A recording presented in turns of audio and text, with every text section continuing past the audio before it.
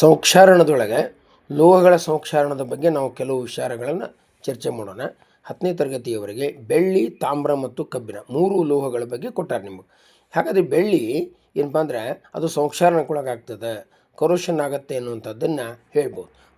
ಬೆಳ್ಳಿಯ ಪಾತ್ರೆಗಳನ್ನ ಗಾಳಿಗೆ ತೆರೆದಿಟ್ಟರೆ ನೋಡಿ, ಭಾಳ ಜನ ವಿದ್ಯಾರ್ಥಿ ಏನು ಮಾಡ್ತಾರೆ, ಬೆಳ್ಳಿಯ ಪಾತ್ರೆಗಳು ಗಾಳಿಯೊಂದಿಗೆ ವರ್ತಿಸುತ್ತವೆ ಅಂದೈತೆ. ಹಾಗಲ್ಲ, ಗಾಳಿಗೆ ತೆರೆದಿಟ್ಟಾಗ ಸ್ವಲ್ಪ ಕಾಲದಿಂದ ಕಪ್ಪಾಗ್ತದೆ. ಮೊದಲು ಯಾಕೆ ಕಪ್ಪಾಗುತ್ತೆ ಅಂದರೆ ಬೆಳ್ಳಿ ಗಾಳಿಯಲ್ಲಿರುವಂಥ ಸಲ್ಫರ್ದೊಂದಿಗೆ, ಗಂಧಕದೊಂದಿಗೆ ವರ್ತಿಸ್ತದೆ ಅನ್ನುವಂಥದ್ದನ್ನು ಹೇಳ್ಬೋದು. ಆವಾಗ ಅದು ಬೆಳ್ಳಿಯ ಸಲ್ಫೈಡ್ ಪದರವನ್ನು ಉಂಟು ಮಾಡ್ತದೆ. ಇಲ್ಲಿ ಬೆಳ್ಳಿಯ ಸಲ್ಫೈಡ್ ಅನ್ನುವಂಥದ್ದನ್ನು ನೀವು ಗಮನಿಸಬೇಕು ಅನ್ನುವಂಥದ್ದನ್ನೇ ಬಿಡಬೇಕು.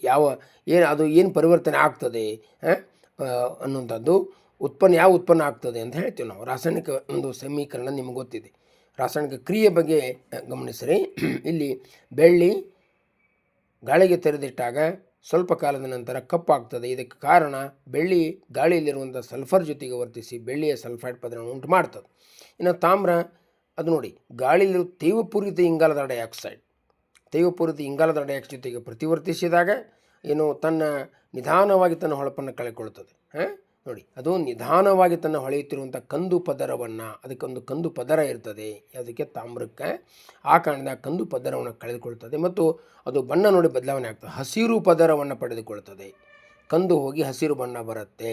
ಈ ವಸ್ತುವನ್ನು ನೋಡಿ, ಹಸಿರು ಬಣ್ಣ ಬಂತಂದ್ರೆ ಆ ವಸ್ತುವನ್ನು ತಾಮ್ರದ ಕಾರ್ಬೋನೇಟ್ ಅಂತ ಕರೀತಾರೆ. ಇನ್ನು ಕಬ್ಬಿಣವನ್ನು ನಾವು ಕಬ್ಬಿಣ ಕೊಟ್ಟಾರೆ. ಮೂರು ಲೋಹಗಳದು, ಬೆಳ್ಳಿ, ತಾಮ್ರ ಮತ್ತು ಕಬ್ಬಿಣ ಬಗ್ಗೆ ಚರ್ಚೆ ಮಾಡೋಣ. ಕಬ್ಬಿಣವನ್ನು ತೇವಪೂರಿತ ಗಾಳಿಗೆ, ನೀವು ಇಲ್ಲಿ ಬರೆಯುವಂಥ ಒಂದು ಸಂದರ್ಭದೊಳಗೆ ಅರ್ಥ ಮಾಡ್ಕೊಳ್ಬೇಕು. ತೇವಪೂರಿತವಾದಂಥ ಗಾಳಿಗೆ ಅದನ್ನು ನಾವು ಕಬ್ಬಿಣವನ್ನು ದೀರ್ಘಕಾಲದವರೆಗೆ ತೆರೆದಿಟ್ಟಾಗ ನೋಡಿ, ತಾಮ್ರ ಒಂದು 2-3 ದಿವಸದಲ್ಲಿ ಕಂದು ಪದ ಕಳ್ಕೊಂಡ್ಬಿಡ್ತದೆ. ಆದರೆ ಕಬ್ಬಿಣ ಹಾಗಲ್ಲ, ಇದು ದೀರ್ಘಕಾಲದವರೆಗೆ ಅಂತ ಕೊಟ್ಟಾರೆ. ಆ ಕಾರಣದಿಂದ ದೀರ್ಘಕಾಲದವರೆಗೆ ತೆರೆದಿಟ್ಟಾಗ ಅದರ ಮೇಲೆ ಕಂದು ಬಣ್ಣದ ಚಕ್ಕೆಯಂಥ ಪದರ ಉಂಟಾಗುತ್ತದೆ ಅಂತ. ಅರ್ಥಾಗತ್ತಾ? ಚಕ್ಕೆಯನ್ನು ಶಬ್ದ ನೆನಪಿಟ್ಕೋಬೇಕು. ಚಕ್ಕೆಯಂಥ ಪದರ ಉಂಟಾಗುತ್ತದೆ. ಅದನ್ನು ನಾವು ತುಕ್ಕು ಎಂದು ಕರೆಯುತ್ತಾರೆ.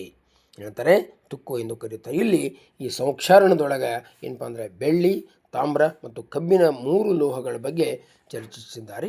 ನೀವು ಈ 3 ಲೋಹಗಳನ್ನು ಅವುಗಳ ವರ್ತನೆ ಹೇಗಿರುತ್ತೆ ಅನ್ನುವಂಥದ್ದನ್ನು ಗಮನಿಸಬೇಕು ಅನ್ನುವಂಥದ್ದನ್ನು ನೆನಪಿಡ್ರಿ. ನಂತರ ನಾವು ಸಂಕ್ಷಾರಣ ತಡೆಗಟ್ಟುವಂಥ ವಿಧಾನಗಳ ಬಗ್ಗೆ ನಂತರ ಚರ್ಚೆ ಮಾಡೋಣ.